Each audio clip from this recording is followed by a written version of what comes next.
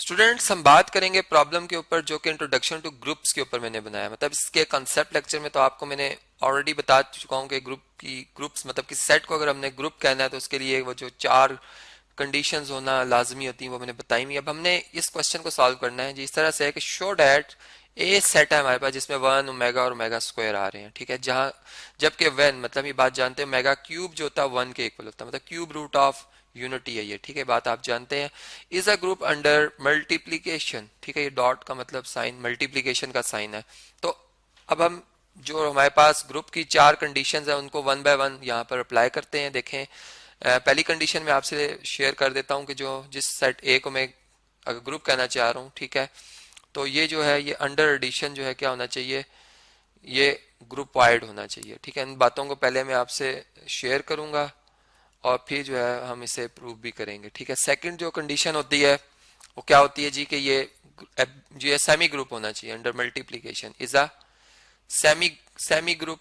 अब semi group क्या होता है, सेमी ग्रुप में एसोसिएटिव लॉ भी होल्ड करना चाहिए और हमारा जो अंडर मतलब ग्रुपाइड के लिए क्या होता है कि जो अंडर मल्टीप्लीकेशन है ये सेट क्लोज होना चाहिए, ठीक है। कोई भी इसके मेंबर्स को आपस में मल्टीप्लाई करे आंसर वापस इसी सेट से बिलोंग करे, ये होता है क्लोज होना। इसी तरह थर्ड कंडीशन जो है हमारे पास वो ये है कि जो हमारा ए सेट है अंडर बाइनरी ऑपरेशन, ये जो मल्टीप्लीकेशन का है, ठीक है, इज मोनाइड। इज मोनाइड मतलब कि इसके जो हम कह सकते हैं आइडेंटिटी एलिमेंट जो है जो कि अंडर मल्टीप्लीकेशन चूंकि मैं बात कर रहा हूं तो आइडेंटिटी एलिमेंट जो है वो एग्जिस्ट करना चाहिए, ठीक है। तो मोनाइड मोनाइड होना चाहिए। इसके बाद जो लास्ट है जो ए हमारा सेट है अंडर बाइनरी ऑपरेशन मल्टीप्लीकेशन, ये क्या होना चाहिए जी, ये फिर ग्रुप कहलाएगा जब ये हम यूं कह देते हैं कि यहाँ पर जो है ये ए सेट जो है कंटेन्स कंटेन्स, ठीक है, इसके अंदर मौजूद होने चाहिए क्या जी, हर एलिमेंट का मल्टीप्लीकेटिव इनवर्स, ठीक है। कंटेनिंग, यहाँ पे कंटेनिंग आएगा, कंटेनिंग मल्टीप्लीकेटिव इनवर्स, ठीक है। चूंकि यहाँ पे मल्टीप्लाई की बात मैं कर रहा हूँ तो multiplicative inverse of every element, ठीक है जी। तो फिर हम ये कहेंगे कि ये हमारा जो है सेट ए जो है अंडर बाइनरी ऑपरेशन जो मल्टीप्लीकेशन का है is a group, is a group, ठीक है। चले अब स्टार्ट करते हैं। सबसे पहले यहाँ पर हम एक टेबल बनाएंगे, ठीक है, जिस टेबल में मैं ये बात प्रूव करूंगा कि ये सेट क्लोज्ड है, ठीक है, मतलब कि ये एक ग्रुपाइड है। तो यहाँ पर इसको मैं स्टार्ट करता हूँ। क्या तरीका होता है उस टेबल को बनाने का, दो म्यूचुअली परपेंडिकुलर लाइन इस तरह से हम ड्रॉ करते हैं। यहाँ पर हम जो अंडर चूंकि मल्टीप्लीकेशन हम इसको प्रूव करने जा रहे हैं, यहाँ पर हम वो ऑपरेशन शो करते हैं बाइनरी ऑपरेशन, ठीक है, उसका साइन बनाते हैं। अच्छा जी, यहाँ पे वन आएगा ओमेगा आएगा ओमेगा स्क्वायर आएगा, यहाँ पे वन आएगा ओमेगा स्क्वायर आएगा। अब देखें one one time one one omega time one omega आएगा, ठीक है। वन चूंकि मल्टीप्लीकेटिव क्या है जी, आइडेंटिटी है, इसलिए वापस वही नंबर दोबारा आ जाता है वन से मल्टीप्लाई होने के बाद। Omega one time omega omega omega time omega square मतलब omega into omega omega square omega cube, और ओमेगा क्यूब किसके इक्वल है जी, वन के इक्वल है, क्योंकि क्यूब रूट ऑफ यूनिटी के हवाले से हम बात कर रहे थे। इस तरह omega square one time omega square omega cube जो कि वन आ जाएगा, और omega power four, omega power four को हम लिख सकते हैं जी omega power three plus one, और इसको हम लिख सकते हैं omega cube into omega power one. Omega cube होता है वन के इक्वल, तो वन इंटू ओमेगा जो कि किसके इक्वल आ जाएगा, ओमेगा के इक्वल, ठीक है। तो हमने देखा कि जो हमारा ए सेट है, ठीक है, ए सेट है under multiplication operation is a groupoid, groupoid, ठीक है जी। तो पहली कंडीशन तो पूरी होगी, ठीक है। अब एसोसिएटिव लॉ के हवाले से देख लेते हैं। तो हम जानते हैं कि कोई भी सेट हो हमारा एसोसिएटिव लॉ को वो होल्ड करता है, ठीक है। यहाँ पर कॉपी कर लेते हैं इसे और एसोसिएटिव लॉ के हवाले से देख लेते हैं जी कि इसके अगर कोई से मतलब इसके सबसेट्स बना लिए जाएं अगर, ठीक है, या इसके चले मेंबर्स को अगर हम देखें यहाँ पर चूंकि अंडर मल्टीप्लीकेशन हम बात कर रहे हैं, ठीक है, तो वन ओमेगा और ओमेगा स्क्वायर है, ठीक है। अब अगर हम इन मेंबर्स को देख लें, ठीक है, तो एसोसिएटिव लॉ के मुताबिक ये होती बात कि आप इन दो का प्रोडक्ट बाद में पहले कर लें, चलें इनका पहले कर लें, इनका जो आंसर है उसको वन से मल्टीप्लाई कर लें, या फिर वन और ओमेगा का प्रोडक्ट पहले कर लें और जो आंसर है उसको ओमेगा स्क्वायर से मल्टीप्लाई कर लें, ठीक है। तो यहाँ पर चूंकि हम इन मेंबर्स के हवाले से बात कर रहे हैं तो ये हमने एसोसिएटिव लॉ को नंबर्स के हवाले से पढ़ना है, क्योंकि रियल नंबर्स में होल्ड करते हैं, कॉम्प्लेक्स नंबर्स में भी हमने बात देखी थी, ठीक है।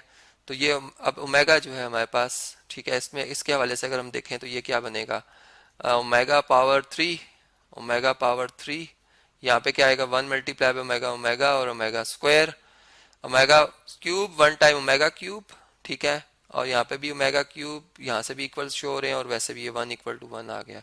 इट्स मीन के जो एसोसिएटिव लॉ वो होल्ड करता है। तो इसका मतलब हमारा जो A set under binary operation multiplication is a semi group, क्योंकि एसोसिएटिव लॉ को इसके मेंबर्स जो हैं वो फॉलो कर रहे हैं, ठीक है, इसके मेंबर्स जो हैं वो इसको ओबे कर रहे हैं, ठीक है।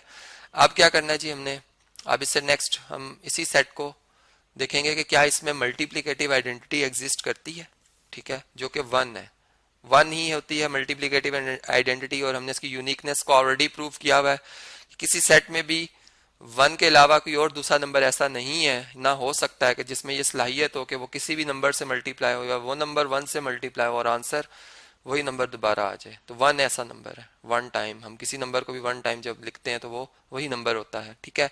तो यहाँ पर ये 1 क्या है जी, 1 बिलोंग कर रहा है ए सेट को, इज अ मल्टीप्लिकेटिव आइडेंटिटी, ठीक है जी।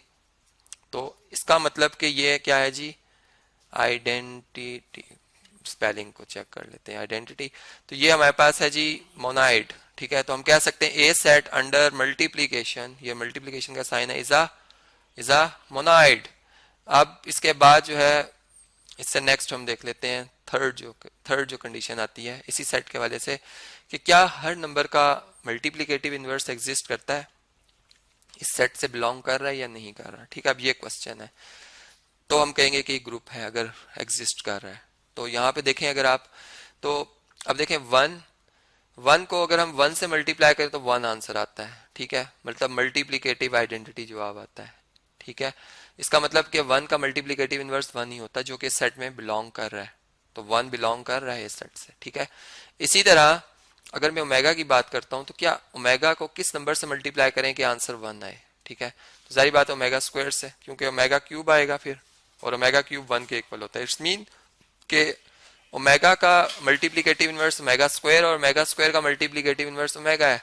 तो फिर हम यूं कह सकते हैं कि every element of set A, every element of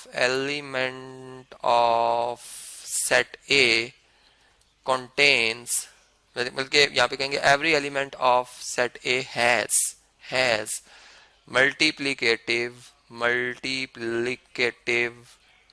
inverse, ठीक है, इन सेट ए सेट के अंदर ही मौजूद है। इसका मतलब कि जो हमारा ए सेट है under binary operation multiplication is a group. अब नेक्स्ट टॉपिक में मैं आपसे शो करूंगा कि ग्रुप के बाद एक होता है बिलियन ग्रुप और नॉन अबिलियन ग्रुप। तो क्या कुछ हमारे पास जो सेट्स हैं क्या वो अबिलियन ग्रुप होते हैं या नहीं होते, उनके ऊपर हम बात करेंगे। और अगर कोई भी सेट आपको गिवन होगा और ये को बात देखनी होगी कि क्या वो ग्रुप है या नहीं, तो आपको ये 4 कंडीशन जो मैंने यहाँ पे लिखी हैं ये उसमें चेक करनी होंगी अंडर जो भी बाइनरी ऑपरेशन है, मतलब एडिशन भी हो सकता है या सब्ट्रैक्शन भी हो सकता है, आपने चेक करना होगा और इसके बाद ही आप कह पाओगे कि वो ग्रुप है या नहीं।